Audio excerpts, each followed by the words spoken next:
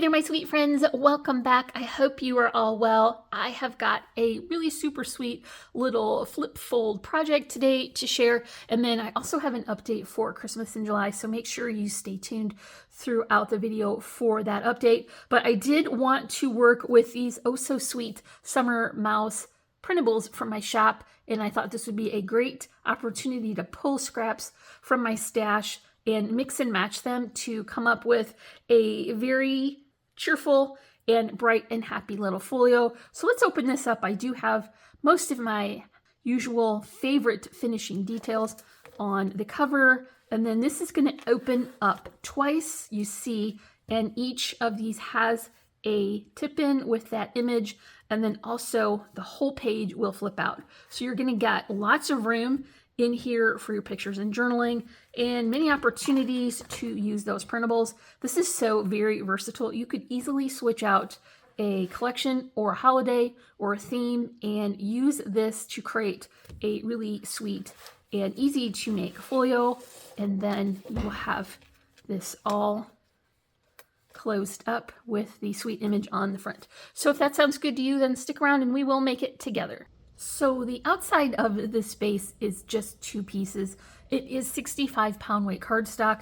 The first piece is going to be cut 5 high by 12 wide, scored at 4 1/4, 4 1/2, 8 3/4, and 9 1/4. So we're going to get 1/4 inch on one side, 1/2 inch on the other. That builds in room to accommodate the layers that we want to add. And I am going to attach it with this portion here. I have already added my double-sided adhesive, so we will of course be utilizing that 2 glue combo. The second piece is going to be 5 high by 7 wide, scored at 4 1/2 and 5. And I want to add this piece so that I can hide this seam in between those paper layers. So I'm just going to fold that on the score line and bring those two corners together, keeping it straight and even as I work along.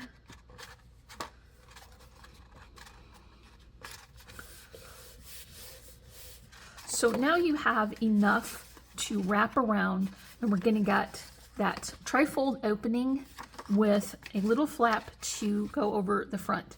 So now that we have the base done, let's add some pages, and I want my pages to open to the right and then to the left and then to the right again. So we're just going to alternate them.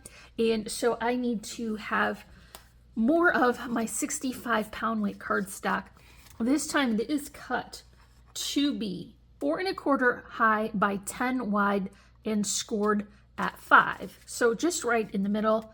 And we will continue our 2 glue combo. And I'll just rest that right along the edge, keeping it within my score lines. So now this one will open that way.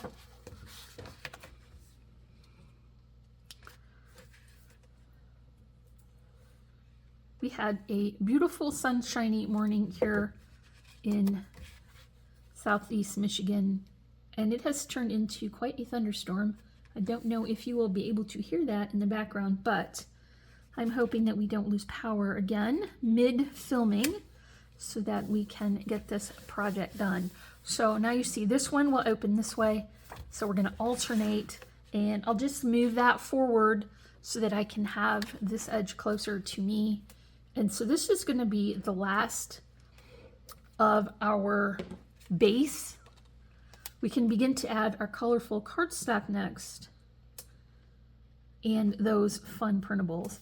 So now we've got this all set. I'm just going to fold that up, you see, quite deep here on the top so that we can accommodate the bulk of what we want to add inside. So this page will be the bottom layer of our front cover, and I do want to have a couple of different patterns on the front just so that I can have a little bit of extra detail, and all the pages inside are going to have the same measurement. So that will be very quick and easy to cut and prepare for this. So I am going to use that printable as I mentioned, and I think that red is a great pairing for those sweet images. And so I'm gonna pick a very neutral gray for my border. And so the cardstock measurement is going to be 4 1/8 by 4 7/8. And the pattern paper is 4 high by 4 3/4. I mentioned that's gonna be all the way throughout the book. So I'm just gonna go ahead and add my glues here. And you're gonna get a border of the base along with that colorful cardstock.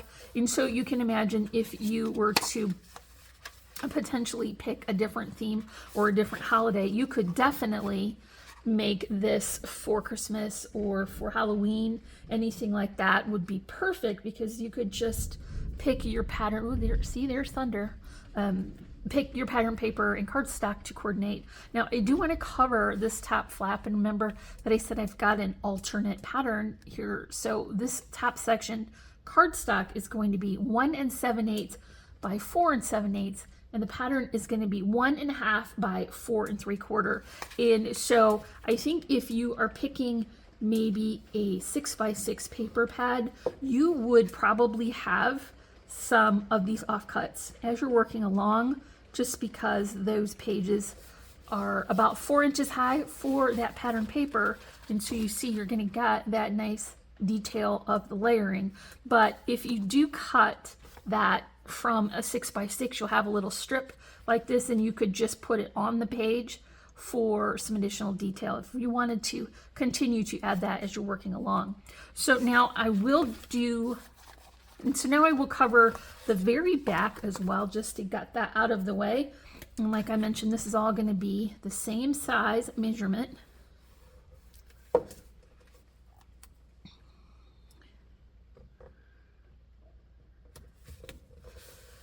You can imagine how thick this is going to be once we have all of those paper layers added. Okay, so now what we're going to have when we start to flip this open, basically sets of 2 pages with one on the top. And so we're going to have 3 different patterns for this area.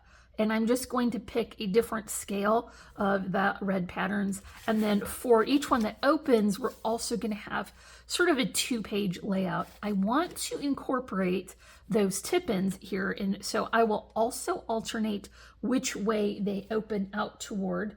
And so I have printed them, and I added 1/8 of an inch to be for the cardstock.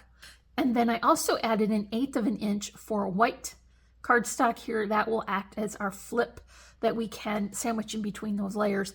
And then I just made it 4 inches wide and scored it so that that layer would be 1/8 of an inch around and centered. And so this would really depend on how big you make this printable. And so just make sure to add a couple of those nice layers. So here we have our pattern paper for the page, and then we have our tip-in. I'm just going to position that so that I can get it adhered to that double-sided adhesive, and then I'm just going to continue on with my 2 glues.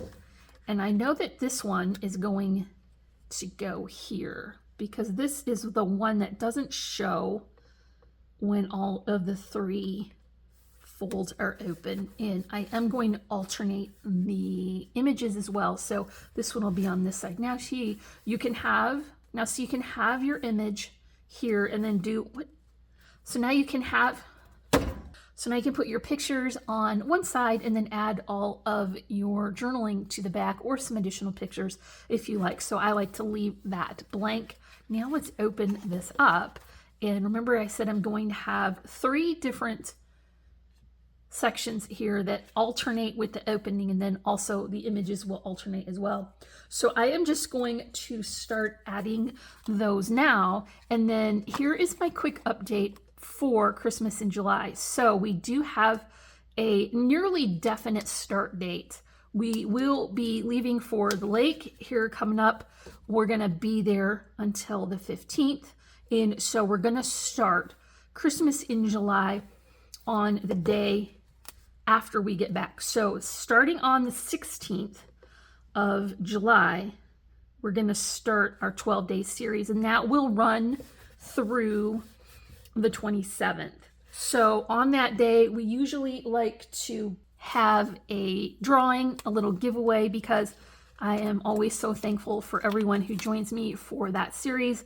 And so we're gonna wind up having our prize giveaway on the next Wednesday. So we're gonna be able to wrap up Christmas in July fully within the month of July. So that will be good to have that all set. Now, I do hope to have all my orders in for my haul video, which I do have 3 out of 4 in right now. And of course, because things get busy, I have one of them that's been a little bit delayed.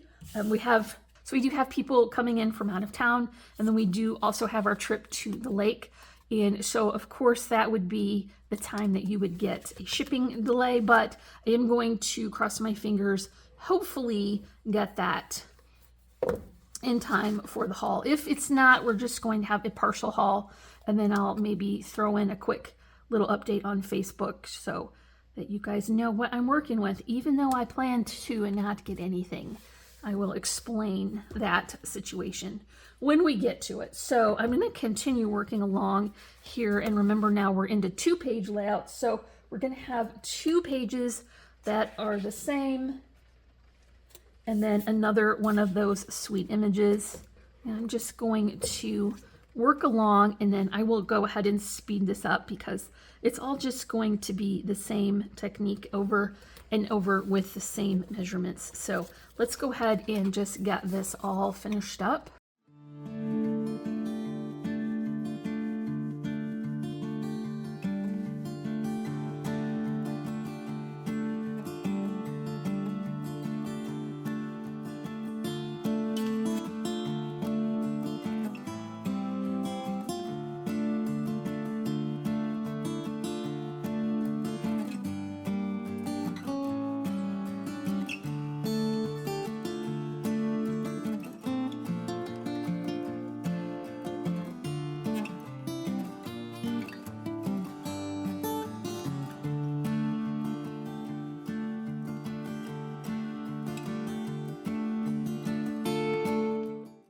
Okay, so let's open this up. You can see our 3 flips here, and then my additional flips on the inside with all of these sweet little printables.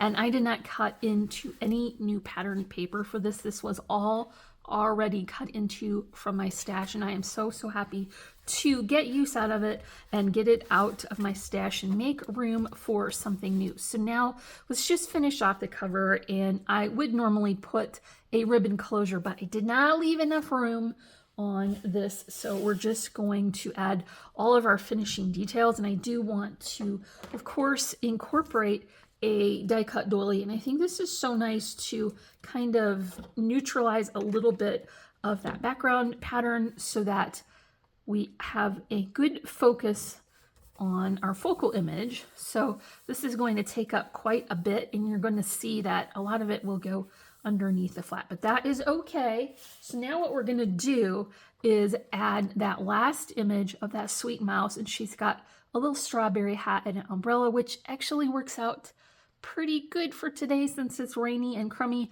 out. And I have only added my adhesive to the top portion because I don't want to accidentally seal that up, and I did not add any foam spacers as I might typically do, just because I think we just want to have this flat onto the surface.